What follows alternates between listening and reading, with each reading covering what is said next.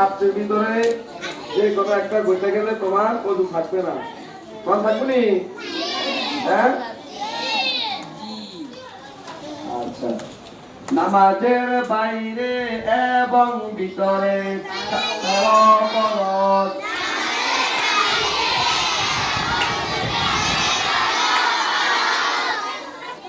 নামাজের বাইরে এবং ভিতরে 13 ফরজ। এরপর আবার নামাজের বাইরে হলো 7টা আর ভিতরে হলো কয়টা? 6টা। নামাজের বাইরে কয়টি আর ভিতরে কয়টি? 6টি। আচ্ছা। নামাজের বাহিরে 7 ফরজ। শরীর পাক, কাপড় পাক, নামাজের জায়গা পাক, ছতর ঢাকা, কিবলামুখী হওয়া, সময় মতন নামাজ পড়া।